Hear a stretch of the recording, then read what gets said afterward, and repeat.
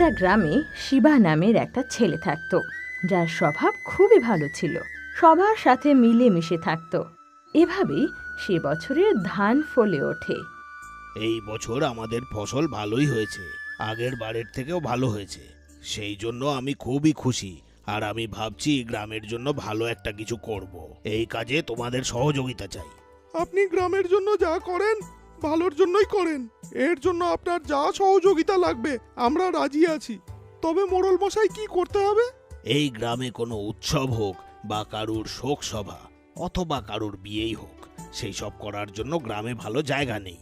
সেই জন্য গ্রামে একটা বিয়ের মণ্ডপ তৈরি করতে চাইছি, যেটা কিনা গ্রামের যে কেউ ব্যবহার করতে পারবে। পাশের গ্রামের যদি কেউ সেটা ব্যবহার করে তার থেকে ভাড়াও নিতে পারবো। আপনার এই সিদ্ধান্তটা আমাদের ভালো লাগলো। এরকম উৎসব করার জন্য সত্যিই কোনো জায়গা নেই, সেই কারণে বাড়ির সামনেই করতে হয়। শুনুন, এই মণ্ডপ তৈরির জন্য যা সাহায্য দরকার আমরা করব। আচ্ছা, তাহলে তোমাদের ফসলের টাকা থেকে কিছু টাকা পঞ্চায়েতে জমা দিতে হবে। সেই টাকা দিয়েই আমরা পরে মণ্ডপ তৈরি করব। প্রত্যেকে তোমরা তোমাদের আয় অনুযায়ী টাকা দিও। মালিক, আপনি কিছু না ভাবলে আমি কিছু বলতে চাই। হ্যাঁ, বলো না শিবা, কি বলতে চাও তুমি বলো। এখন যদি আমাদের ঘরে কোনো উদযাপন হয়, তাহলে ঘরের বাইরে ফাঁকা জায়গা করতে পারি, না হলে ঘরের বাইরেও করতে পারি। 1000 টাকা খরচা হবে যদি বিয়ের মণ্ডপ সাজাতে হয়। এতগুলি টাকা খরচ করে মণ্ডপ তৈরি করার চেয়ে ভালো গ্রামের জন্য একটা নতুন পুকুর খুললে ভালো হয়। এখন গ্রামে যেই পুকুরটা আছে সেটা কি যথেষ্ট নয়? আরেকটা পুকুর কিসের জন্য? হুজুর, আমাদের গ্রামে যখন বৃষ্টি হয় তখন আমাদের গ্রামের পুকুরটি জলে পরিপূর্ণ হয়ে বেরিয়ে আসে, সেটি বেকার না হয় তাই জন্য আর একটি পুকুর খুলে সেখানে সেই জলটি ছাড়লে এটি আমাদের পরে কাজে আসতে পারে, এটাই বলছিলাম। আরে শিবা, যে এই পুকুরটা আছে সেইটার জলই আমাদের জন্য যথেষ্ট। আরেকটা পুকুরের দরকার আছে নাকি? শুনুন মোড়ল মশাই, শিবা এরকম বাজেই বকতে থাকে, কিন্তু আমাদের গ্রামে একটা বিয়ের মণ্ডপ অবশ্যই দরকার। আমাদের সবার থেকে টাকা নিয়ে আপনি সামনে মাসেই একটা বিয়ের মণ্ডপ বাঁধতে শুরু করে দিন। শোনো শিবা, তোমার যৌবন বয়স, তুমি এরকম কথা বলবে তো কি করে চলবে?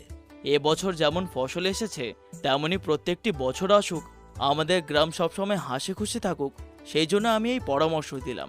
আপনারা তো বড় মানুষ, আপনারা যা সিদ্ধান্ত নেবেন আমি তার বিরুদ্ধে থাকবো না। এইভাবে গ্রামের সবাই মিলে সেই মণ্ডপ বানিয়ে নেয়। আচ্ছা, ক্ষেতের সব কাজ তো হয়ে গেছে, আর নতুন ধান লাগাতেও এখনো 2 মাস লেগে যাবে। চলো না আমার মায়ের ঘর থেকে ঘুরে আসি। বিয়ে হওয়ার পরে তো এখনো পর্যন্ত যাইনি। চলো নাকি 1 মাস সেখানে থেকে আসি। কি 1 মাস? আমি ওখানে থাকতে পারবো না। তুমি চাইলে আমি ওখানে রেখে আসতে পারি তোমায়। তুমি যতদিন চাও সেখানে তুমি থাকতে পারো।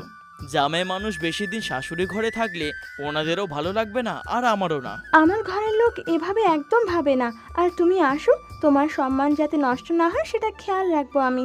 এছাড়াও এখানে থেকে তুমি কি বা করবে? আমার জমির অর্ধেক বিঘার মধ্যে আমি পুকুর বানাতে চাই। কাজটি আমি কাল দিয়ে শুরু করতে চাই।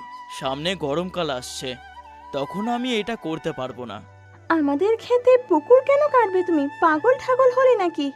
তুমি শহরে জন্মেছো, আমি তোমায় এইসব বললে তুমি বুঝতে পারবে না, কিন্তু আমার কাজ আমাকে করতে দাও। তোমার কি চাই? তোমার মায়ের কাছে গিয়ে তোমাকে দিয়ে আসতে হবে, এতটাই না? কাল তৈরি থেকেও আমি দিয়ে আসবো। কি আর বলবো তোমায়, তুমি তো তোমার গ্রাম ছেড়ে যাবে না। আর ওদিকে একটু শহরে গেলে আমি আমার মাকেও একটু দেখাশোনা করে আসতে পারি। সেটি আমার দ্বারা হবে না। তুমি যতদিন সেখানে থাকতে চাও তুমি থাকতে পারো, আমি তোমায় দিয়ে আসবো। এটা বলি ও নিজের স্ত্রীকে শহরে রেখে আসে আর গ্রামে ফিরে আসে। পরের দিন সকালে শিবা শাবল আর কোদাল নিয়ে মাঠের দিকে যায়। ওই দেখো, শিবা আসছে। এ কি, এইসব নিয়ে কোথায় চললো? কি ব্যাপার শিবা, সকাল সকাল শাবল কোদাল নিয়ে কই চললে? কোথাও নতুন কাজ ধরেছো নাকি? না কাকা, আমার নিজের জমিতে যাচ্ছি, কিছু কাজ আছে। আরে এই সময় আবার কি কাজ? ক্ষেতের সব কাজ তো শেষ হয়ে গেছে, তাহলে ওখানে কি কাজ? কিছুই না কাকা, আমার 5 বিঘা জমির মধ্যে অর্ধেক বিঘার মধ্যে একটি ছোট পুকুর খুলতে যাচ্ছি। জমির মাঝখানে পুকুর? জমির মাঝখানে পুকুর কেউ বানায় নাকি? তোমার কি মাথা খারাপ হয়ে গেল? না আমি পাগল হয়েছি, না আমি হব। তোমাকে বললে তুমি বুঝতে পারবে না, আর উল্টে আমাকেই বলবে, তাই আমি যাচ্ছি। দেখলে, আমার তো মনে হচ্ছে ও সত্যিই পাগল হয়েছে।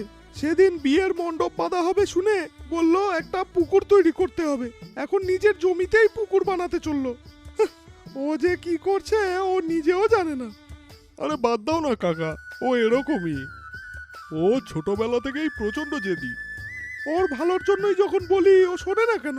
কি করি বল, পুরো গ্রাম একদিকে থাকে তো ও একদিকে থাকে। ওর পাগলামি শেষ করতে হলে কোনো মহাপুরুষকে